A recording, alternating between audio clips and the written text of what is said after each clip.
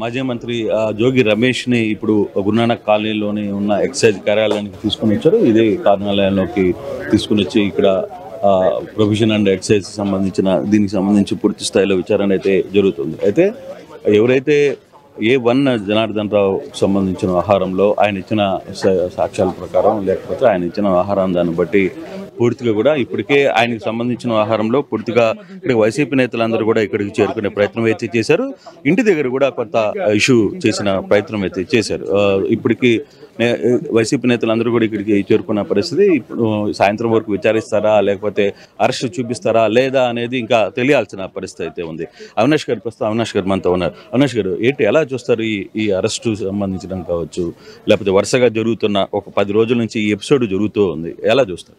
రాష్ట్రంలో red book రాజ్యాంగం ఎవరైతే ప్రజల తరపున వైఎస్ఆర్ కాంగ్రెస్ పార్టీ తరపున పోరాటం చేస్తున్నారో, ఎవరైతే ప్రజా గలం వినిపిస్తున్నారో వాళ్ళందరం గారు వాళ్ళ గొంతు నొక్కాలని చెప్పనే ఒక చిల్లర రాజకీయం ఈరోజు ఈ రాష్ట్రంలో జరుగుతుంది. దానికి ఉదాహరణే జోగి రమేష్ గారి అరెస్ట్. కల్తీ మద్యం ఎవరు చేశారు? ఎవరు ప్రభుత్వంలో చేశారు? తెలుగుదేశం ప్రభుత్వంలో, కూటమి ప్రభుత్వంలో Telugu Desam party incharge, Telugu Desam party నాయకులు అందరి గారు సిండికేట్గా ఏర్పడి కల్తీ మద్యం చేస్తే దాన్ని ఈరోజు వైఎస్ఆర్ కాంగ్రెస్ పార్టీ బయటపెట్టింది. ఇబ్రహీంపట్నంలో జరుగుతున్న నకిలీ మద్యాన్ని జోగి రమేష్ గారు స్వయాన ఆయనే వెళ్ళి చూపించారు. ఇదిగోండి మొత్తం అంతా గారు నకిలీ మద్యం అని చెప్పని. అలాంటి వ్యక్తి మీద ఈరోజు తప్పుడు కేసు జనార్దనం పిలిపించి భయపెట్టి మీ పిల్లల్ని ఇబ్బంది పెడతామని చెప్పని భయపెడితే తను ఈరోజు జోగి రమేష్ గారి పేరు చెప్పిస్తాం కానివ్వండి. ఆ విధంగా ఈరోజు అక్రమంగా అరెస్ట్ చేసిన విధానం ఒక మాజీ మంత్రి, బీసీ నాయకుడు, ఎన్నో సంవత్సరాల నుంచి రాజకీయంలో ఉంటే ఇంటికి పోలీసులు ఒక దొంగల్లాగా వెళ్ళి గోడలు దూకి తలుపులు పగలగొట్టి అంత అవసరం వచ్చింది? 15 రోజుల నుంచి వీళ్ళందరూ గారు సిద్ధంగానే ఉన్నారు కదా. ఆల్రెడీ జోగి రమేష్ కూడా క్లియర్గా ఓపెన్గా ఛాలెంజ్ విసిరిన పరిస్థితి చెప్తున్నారు కదా, మేము వస్తాము, మీరు ఎప్పుడు రమ్మంటే నేను అప్పుడు వస్తాను, నార్కో టెస్ట్కి నేను సిద్ధంగా ఉన్నాను, కుటుంబ సమేతంగా కనకదుర్గమ్మ టెంపుల్కి వెళ్ళి ఎదుగుని నేను ఎటువంటి తప్పు చేయలేదని చెప్పి ప్రమాణం చేశారు. ఆయన సిద్ధంగానే ఉన్నారు కదా విచారణకి రావడానికి, మీకు సహకరిస్తానికి. మరి ఎందుకు ఇలాంటి గోడలు దూకాల్సిన అవసరం వచ్చింది? తలుపులు పగల కొట్టాల్సిన అవసరం వచ్చింది? ఈ విధంగా అక్రమంగా అరెస్ట్ చేయాల్సిన అవసరం వచ్చింది? ఒక బీసీ నాయకుడిగా, మాజీ మంత్రిగా ఒక గౌరవంగా లేకుండా ఈరోజు ప్రభుత్వం ఆ విధంగా చేస్తాం గారు జరిగింది. వైఎస్ఆర్ కాంగ్రెస్ పార్టీ, జగన్మోహన్ రెడ్డి గారు, మేము అందరం గారు జోగి రమేష్ గారికి అండగా ఉంటాం. మీరు ఎన్ని అక్రమ ఈ వ్యవహారం మీద జగన్మోహన్ రెడ్డి గారు ఏమన్నా స్పందించిన పరిస్థితి ఉందా? తప్పకుండా ఎందుకు ఉండదు? డెఫినెట్గా ఆయన గారు మా అందరికి చెప్పారు, పార్టీ నాయకులు అందరం గారు మీరు వెళ్ళండి జోగి రమేష్కి మద్దతుగా ఉండనని చెప్పారు. దానికి అనుగుణంగా మేము అందరం గారు, మేము కానివ్వండి, రూల్లా గారు కానివ్వండి, వెల్లంపల్లి గారు కానివ్వండి, మా జెడ్పీ వైస్ చైర్మన్ కానివ్వండి, మైలవరం నియోజకవర్గ నాయకులు కానివ్వండి, ప్రతి ఒక్కరి గారు వచ్చి జోగి రమేష్ గారు మేము అండగా ఉండటం జరుగుతుంది. స్థానిక వైసీపీ నేతలందరూ జోగి రమేష్ కుమారుడు రాజీవ్ కూడా ఉన్నాడు. రాజీవ్తో కూడా మనం మాట్లాడే ప్రయత్నం అయితే చేద్దాం. రాజీవ్ రండి, ఎలా చూడాలి అంటే బేసిక్గా ఈ ఇష్యూలో మీ ఫాదరు గడిచిన 10-15 రోజుల నుంచి కూడా క్లియర్గా ఒక మాట చెప్తున్నాడు, నేను ఓపెన్ సిద్ధంగా ఉన్నాను దేనికైనా, గుడి దగ్గరకు కూడా వెళ్ళి ప్రమాణం చేసినప్పుడు.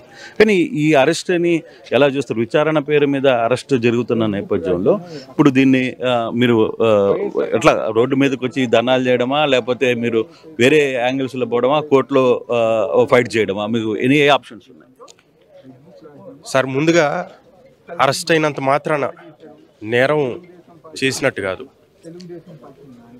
చంద్రబాబు నాయుడు గారు నీచం కంటే మరణం మేలు. మీ వయసు 70 సంవత్సరాలు వస్తూ ఉన్నాయి. నీచం కంటే మరణం మేలు. ఈ దశలో మీరు మీ ప్రభుత్వానికి సంబంధించి, మీ పార్టీకి సంబంధించి కల్తీ మద్యం ఎవరైతే చేశారో, జనార్దన్ రావు కానివ్వండి, జయచంద్రారెడ్డి గారిని కానివ్వండి, వాళ్ళకి ఎవరిని, జయచంద్రారెడ్డి గారిని ఇప్పటి వరకు ఒక నోటీస్ కానీ ఒక ఏ రకమైన విచారణకు సంబంధించిన అడుగులు ముందుకు పడలేదు. మీరు చేసిన ఈ అక్రమ మద్యాన్ని కప్పిపుచ్చుకోవడానికి అవతల వాళ్ళ మీద వేసేస్తే ఒక దెబ్బకి 2 పిట్టలు అన్నట్టుగా, ఒకటి మేము చేయలేదని, 2 అవతల వాళ్ళు చేశారని చెప్పేసి ఒక దెబ్బకి 2 పిట్టలు అన్నట్టుగా మా మీద తప్పుడు కేసును బనాయించి, ఈ దశలో ఇలాంటి మానుకోండి చంద్రబాబు నాయుడు గారు, నారా లోకేష్ గారు. మేము 10 రోజులు అవుతా ఉంది కనకదుర్గమ్మ అమ్మవారి గుడికి వెళ్ళాం, కుటుంబ సమేతంగా వెళ్ళి మా నాన్నగారు ఆయన మనస్సాక్షికి తెలుసు, ఆయన ఎటువంటి తప్పు చేయలేదు కాబట్టి దైవ భక్తి, దైవ భయం ఉన్నాయి. మా చిత్తశుద్ధిని మేము నిరూపించుకున్నాం. ఈ రోజు కూడా మేము సిద్ధంగానే ఉన్నాం. ఈ రోజు కూడా సవాల్ విసురుతా ఉన్నాం.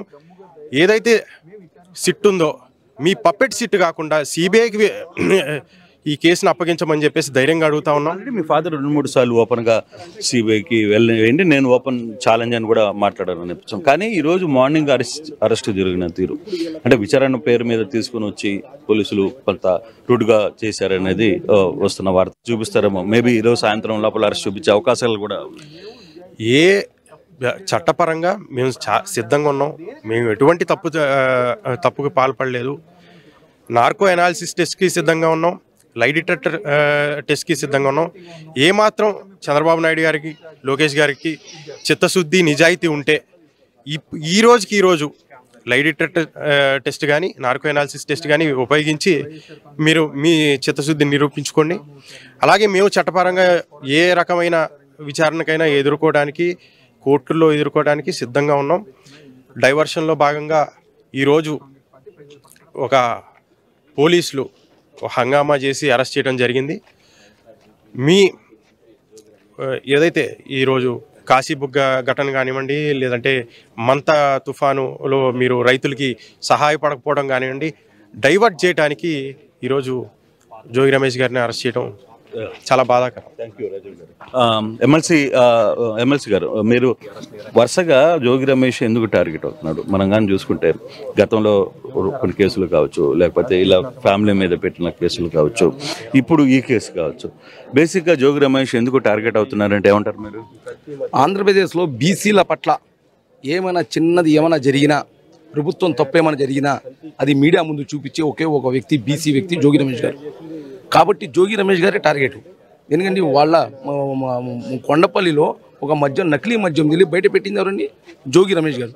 కాబట్టి జోగి రమేష్ గారికి టార్గెట్ చేసి మన జోగి రమేష్ గారికి ఆపితే వైఎస్ఆర్ కాంగ్రెస్ పార్టీ అందరూ ఆగిపోతారనుకుంటున్నారేమో అండి. ఒక సామెత ఉంది అండి, ఇప్పుడు గోడకి బంతి పెట్టి కొట్టి ఎంత ఫాస్ట్ కొడతారో ఇంత ముందుకు వచ్చిందని. నేను రాష్ట్రంలో బీసీ సోదరులందరూ గమనిస్తున్నారు. ఈరోజు ఒక జోగి రమేష్ గారికి అది అన్యాయం జరిగింది, బీసీ సోదరులందరికీ అన్యాయం జరిగింది. అంటే ఒక బీసీ నాయకుడిగానా అంటే జోగి రమేష్ ఎప్పుడో ఓపెన్ ఛాలెంజ్ చేస్తున్నారు, మీరు ఎప్పుడైనా పిలవండి, ఏ స్టేషన్కైనా నేను వస్తాను, ఎక్కడికైనా విచారణ నేను వస్తానని చెప్పిన వ్యక్తి. మేము పారిపోలేదు, ఎక్కడైనా పాస్పోర్ట్లు బయట ఊర్లో ఏం పారిపోలేదు. మనం ఓపెన్ అయినా భయపెట్టించాలి అంటే పోలీసులు వెళ్ళాలి, ఇంట్లో దూరాలి, ఆ ఫోటోలు వీళ్ళు బయట పెట్టుకోవాలి అనేటట్లుగా రాష్ట్రంలో జరుగుతుంది. ఒక ఎస్సీ మైనార్టీ బీసీలు అందరూ గమనిస్తున్నారు. రాబోయే రోజుల్లో ఈ కూటమి ప్రభుత్వాన్ని పరిగెత్తించు కొట్టే రోజులు వస్తేనే మేము చెప్పగలుగుతాం. అదేవిధంగా ఇంకొకసారి జోగి రమేష్ గారు కడిగిన ముత్యంలాగా బయటకు వస్తారు ఈ కేసులో. కాబట్టి వైఎస్ఆర్ కాంగ్రెస్ పార్టీ కానీ మేమందరూ జోగి రమేష్ గారు సపోర్ట్ ఉంటాం. జోగి రమేష్ గారు బయటకు వచ్చేదాకా ఇది మాత్రం ఆందోళన ఆపము. ఎమ్మెల్సీ నూరుల్లా క్లియర్గా ఒక మాట అయితే చెప్తున్నారు, ఒక బీసీ నేత కాబట్టే వాంటెడ్గా టార్గెట్ చేశారు ఈ కేసులో. ఆయన గడిచిన 10 రోజులుగా చాలా క్లియర్గా ఒక మాట చెప్తూ వచ్చారు. ఏదైనా దేనికైనా సరే సిబిఐకి కూడా నేను సిద్ధమని చెప్పి మాట్లాడుతున్న నేపథ్యంలో ఇలా మార్నింగ్ వచ్చి లేదు పోలీసులు సిట్టు పేరు మీద తీసుకుని రావడం, తర్వాత దాన్ని ఇబ్బంది పెట్టే ప్రయత్నం చేసినా భయపడే ప్రసక్తి అయితే లేదు. కడిగిన ముత్యంలో ఆయన బయటికి రాబోతున్నారు. అయితే ఈ కేసుకు సంబంధించి వివరాల్లో మాత్రం కొంత ఏం జరగబోతుంది అనేది ఇంకా సాయంత్రానికి, మధ్యాహ్నానికి కానీ కొంత అప్డేట్ వచ్చే ప్రయత్నం అయితే చూడాలి. కాకపోతే ఈరోజు అరెస్ట్ చూపిస్తారా, రేపు అరెస్ట్ చూపిస్తారా అనే అంశానికి సంబంధించిన వ్యవహారం కూడా కొంత జరుగుతోంది. జోగి రమేష్కి శిష్యుడుగా ఉన్న రాముని ఉదయాన్నే పోలీసులు అరెస్ట్ చేశారు. రాము కాసేపటి క్రితమే ఇక్కడికి వచ్చారు. ఆయనతో మాట్లాడే ప్రయత్నం అయితే చేద్దాం. రాము గారు, అసలుకి ఎందుకు మిమ్మల్ని ఉదయాన్నే వచ్చి హడావిడి చేసి మిమ్మల్ని తీసుకువెళ్లాల్సిన పోలీసులు ఎందుకు తీసుకురావడానికి కారణం అయితే నాకు ఇప్పటికీ చెప్పలేదు. జోగిరాము గారి ఇల్లు అడ్రస్ ఏదో చూపించమని చెప్పి అడిగితే నేను లోకల్ డిపార్ట్మెంట్ తెలుసండి రాము గారి ఇల్లు వాళ్ళని అడిగితే చెప్తారని లేదు నువ్వే చూపించాలని చెప్పి జీబీకి ఇచ్చి ఇక్కడ ఈస్ట్ పోలీస్ స్టేషన్ తీసుకొచ్చారు. ఆ తర్వాత కొద్దిసేపు కూర్చోబెట్టి నా మొబైల్ వాళ్ళు హ్యాండ్ ఓవర్ చేసుకున్న తర్వాత స్టేట్మెంట్ కావాలంటే స్టేట్మెంట్ నేను సహకరిస్తా అని చెప్పాను. స్టేట్మెంట్ మొత్తం వివరాలు అడిగారు, నా వివరాలు అడిగారు, కుటుంబ వివరాలు అడిగారు, రమేష్ గారు కుటుంబ వివరాలు అడిగారు.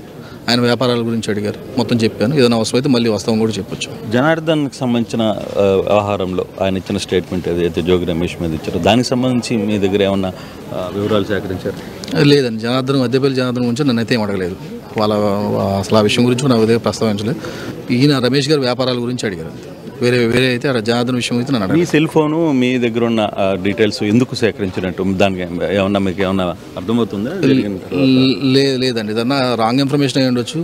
అంతమించి నా మొబైల్ మళ్ళీ తిరిగి ఇచ్చేసారు, తీసుకొచ్చేసాను నేను మొబైల్ కూడా. వేరే సమాచారం అందుబాటులో ఉంటానని చెప్తానని చెప్పాను. అంటే బేసిక్గా మీరు 2 గంటలు ఇక్కడ ఉండిన తర్వాత ఈ కేసు ఎటువైపు వెళ్తుంది అని మీకు ఏమైనా ఒక అంచనా వచ్చిందా? బేసిక్గా జోగి రమేష్ని ఇబ్బంది పెట్టాలా, లేదు దీంట్లో చాలా నిజంగానే ఎవిడెన్స్ అంతా వీళ్ళ దగ్గర ఉంది అనే సమాచారం ఏమైనా ఉందా? 100% ఇబ్బంది పెట్టాలని, జోగి రమేష్ గారిని ఇబ్బంది పెట్టాలని కేసు ఇది. ఎవిడెన్స్ అనేది ఎక్కడా కూడా ఏదైనా జరిగితేనే కదా ఉండాల్సింది. 1% ఏదైనా తప్పు ఎదటోడి మీద చేసేటప్పుడు కనీసం 1% నిజం ఉండాలి. అది ఆ 1% కూడా నిజం లేదు. లేనప్పుడు ఇంకెక్కడ ఎవిడెన్స్ దొరుకుతుంది? ఏమన్నా పుట్టించినా అతను అద్దెపల్లి జనార్దన్ ఒక స్టేట్మెంట్ తప్ప వేరే ఆధారాలు అయితే ఎక్కడ దొరకడానికి ఛాన్స్ లేదు, జరగలేదు కాబట్టి ఛాన్స్ లేదు. అంటే అద్దెపల్లి స్టేట్మెంట్ అంటే జనార్దన్ స్టేట్మెంట్ కూడా వీడియో బయటికి రావడం కూడా కొన్ని విమర్శలకి దారితీస్తుంది. అంటే కస్టడీలో ఉన్న వ్యక్తి రికార్డు చేసుకుంది, మళ్ళీ వీడియో బయటికి రావడం ఎలా చూస్తున్నారు? రిమాండ్ జరిగిన వ్యక్తికి ఇప్పుడు రమేష్ గారిని రిమాండ్ వేస్తారేమో. ఒకవేళ వేస్తే న్యాయస్థానానికి మేము కూడా పోరాడతాం. రిమాండ్ వేసి 2వ రోజు వీడియో రమేష్ గారు వదులుతారా? అద్దెపల్లి జనార్దన్ వదిలినట్టు రమేష్ గారు వదులుతారా?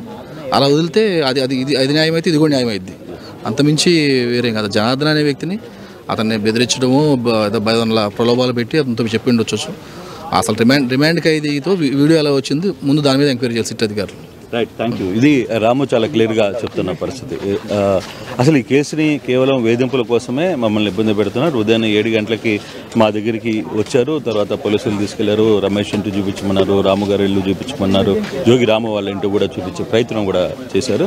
తర్వాత 2 గంటల తర్వాత నా ఫోన్ నాకు ఇచ్చి మళ్ళీ నేను వెనక్కి వచ్చేసానని చెప్పి జోగి రమేష్ పిఏగా వ్యవహరిస్తున్న రాము చెప్తున్న పరిస్థితి. ఒకసారి చెప్తా ఉన్నాను, చంద్రబాబు నాయుడు పిచ్చికి పరాకాష్ట.